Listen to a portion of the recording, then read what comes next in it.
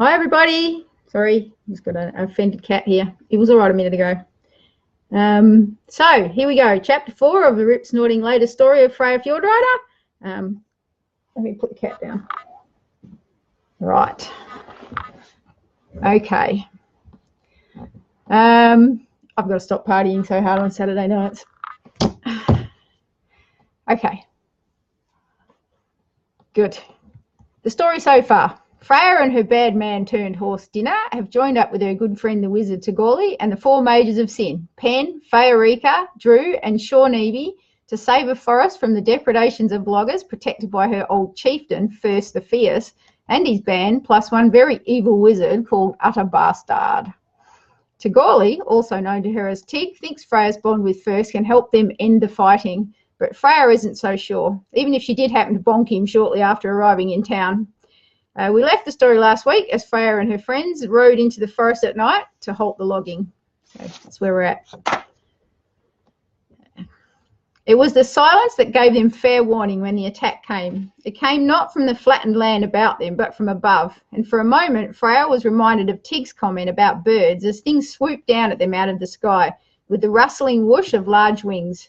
These were no birds, however. They were black creatures, black even by moonlight and black of intent too. Tig shouted a warning. She heard one of the other women make a strange howling call, and then she was embattled. Something flew down at Freya and Dinner, and a razor-sharp, toothy beak sneaked past her guard and tore at her mail shirt, even as she raised her sword to defend herself. Leathery wings beat against Dinner's neck and shoulders as he squealed in rage that he couldn't reach the attacker. Though whatever it was couldn't get past her mail, but its grip was strong, and she could feel it beginning to crush her bicep. Sharp claws scratched at her face and neck. She reversed Gregory quickly, slashed into the darkness, and felt the edge of her sword catch against something that struggled, then went limp as she slashed again and again, aware of the other things that flew and hovered around her. The creature died at last with a croak and a hideous outbreath of dead meat and halitosis, then hung on her mail shirt. Toothy beak caught up on her mail. She shook her arm absently, sword still held ready in both hands, and looked about her at the sky for another attack, with the horrid black thing swinging lifelessly back and forth on her arm, almost forgotten. There were dozens of them, each as big as an albatross, neither bat nor bird. Their jagged wings crossed back and forth across the moon, and their erratic flight made it hard to see where they'd go next. She cut away one that flew directly at her face, and underneath her, Dinner leapt and plunged as he dealt with another one foolish enough to come in range of his teeth and front feet. The bird thing on her arm finally fell away with a harsh tinkling sound of breaking teeth against metal. Left in a sudden eye of peace, Freya quickly scanned the moon-bright battlefield, looking for anyone who needed help. 4 of her companions were okay, each fighting the creatures in their own way. Pen was singing, and as she sang, each black albatross monster turned into a tiny bat, then fluttered away into the night harmlessly. Shawnevy seemed to be able to freeze them in motion with one hand, flattening them and leaving them to drift to the ground like so many pieces of old vellum. Drew was turning them into rats, which his dog appeared to then be eating. Freya wasn't sure how that fit the letter of the law of not killing, but hey, whatever worked for him was fine with her. Tig was turning them to mist that then fell to the ground in a shower of black, reducing them to their individual tiny component pieces, or molecules as Tig called them. She knew it was a favourite trick of his. Feorica's saddle, though, appeared to be empty, her beautiful horse dancing alone as he kicked at the creatures with just as much enthusiasm as Dinner was showing. Freya took a moment to hope that the mage hadn't succumbed to the attack, then turned her attention back to her own safety as 3 of the things came at her at once. Claws caught in her hair and threatened to rip chunks of it out, and she roared and struck upwards with the butt of her sword. No way was she going to let them bald her. A grey form slipped by Dinner's flashing feet and leapt up at one of the creatures that beset her, snatching it out of the air and shaking it like a rat. At first she thought it was Drew's dog, Haymash, but then she realised it was a wolf, a large one. She had no idea why a wolf might come to help them, but she was glad of it. The things weren't all that hard to fight, but they didn't give up. The comrades weren't losing, but they weren't winning either. There were just so many of the creatures. Freya wiped stinking blood out of her eyes with the back of a sword-filled hand and cut again at the newest creature to get in her face, knocking it down to where Dinner could snatch it with a well-aimed set of yellow teeth. This was the work of the black wizard, Freya presumed, and she didn't think the attack would end until someone got to that utter bastard.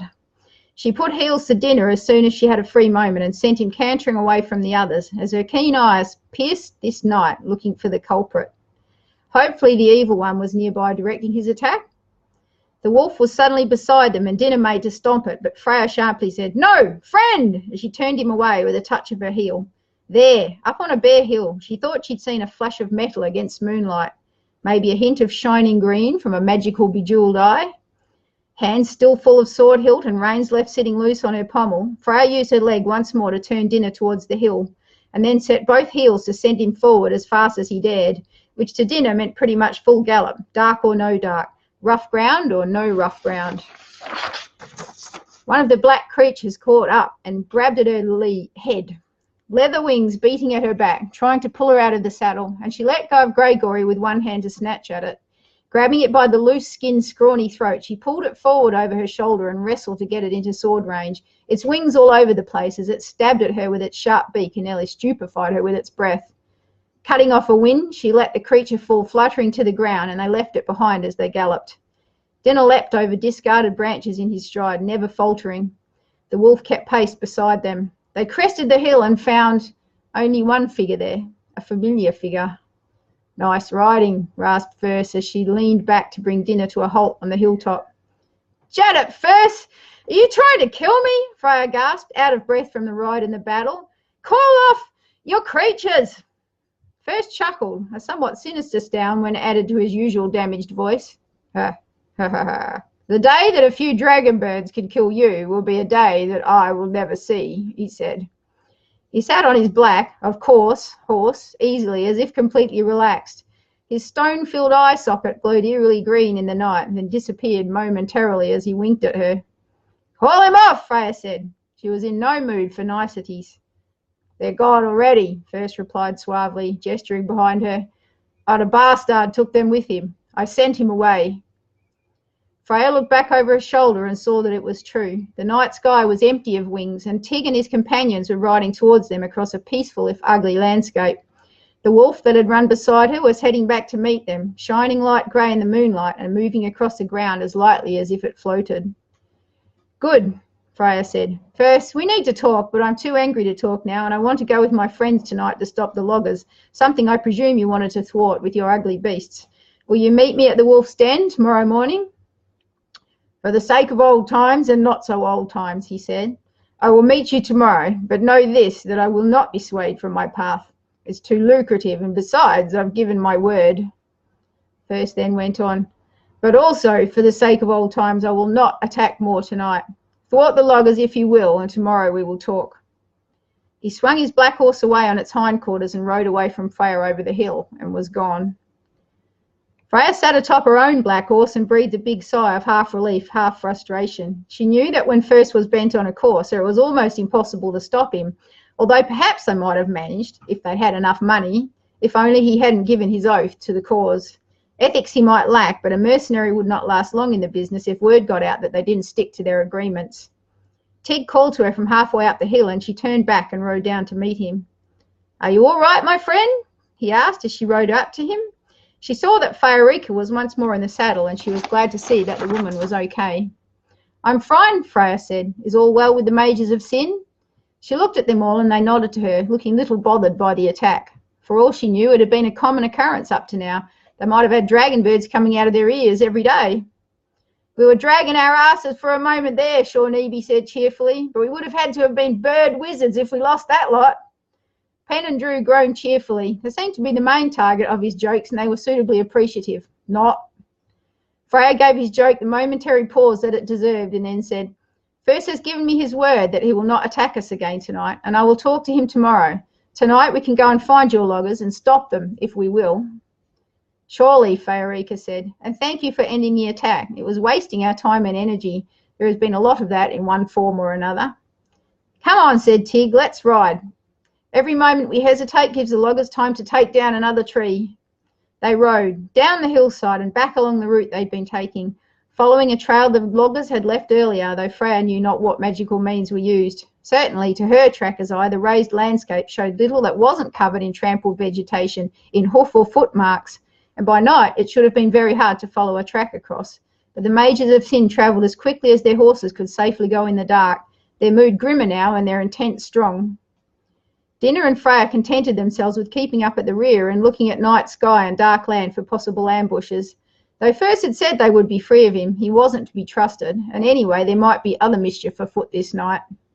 Looking up at the stars, Freya knew they were heading north and east, and by now they couldn't have been very far from the river that bordered and marked the green forest lands. A strange intermittent thunder had begun to shake the ground under their horses' feet, and when her companions came to a halt on a small rise, Freya rode up behind them and looked at what they saw. A team of some 40 loggers was at the edge of the virgin forest. Pairs of loggers were using giant saws, working back and forth across massive trunks to take down ancient trees, which crashed down one after another and shook the forest floor, explaining the thunder. Other loggers cut away at foliage and branches to clear the logs ready for dragging by teams of giant-assed horses hitched to chains. There were also a few guards holding sharpened pikes, she noticed, and realised that the mages were pointing out these armed people to each other. It should be an easy night, Freya was saying, without the utter bastard interfering. Shall we make it rabbits tonight? Pen was suggesting to Drew. Rabbits, mice, lizards, whatever you like, Tig said, but keep an eye peeled for the guards. If you don't watch yourself, one of them can still turn you into a spitted corpse for all your magical skill. And then we'd have to turn you into rabbits and cook you for dinner, Shawnee said cheerfully. And as we know, Pen does not eat meat. So to end her life as someone else's roasted dinner would not be a good thing at all. No, indeed not. I give you permission to eat me, Shawnee, Pen said, eyes never leaving her quarry in the valley. So that makes it all right. I will, however, be tough and taste of magical spells, which I feel would be very bad seasoning. I'd prefer a little parsley myself, Shawnee agreed. Still, better if we all be careful, Yes, Dad, chorused the two younger members of the Sin tribe, definitely sarcastically if fondly, and obviously not for the first time.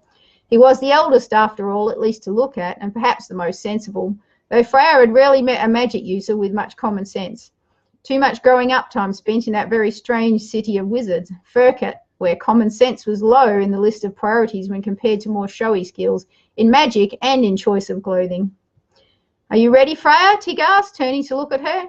He too appeared almost sensible at this point. His face in the moonlight was stern, and even his wild hair looked tamed. He was very determined to save the forest, that at least was obvious. Freya had often had a feeling he wasn't as silly as he sometimes seemed. Or was he, she wondered, as Pook took fright at something behind him and took off down the hill, towards the pikes at a gallop, with Tig pulling on the reins in vain, elbows and sleeves flapping, feet akimbo, colourful backside barely touching the saddle. The mages of Sin looked at Freya and each other and shrugged. Then they all took off down the hill after him. And that's the end of chapter 4. I hope you're enjoying it. I'll see you next Sunday.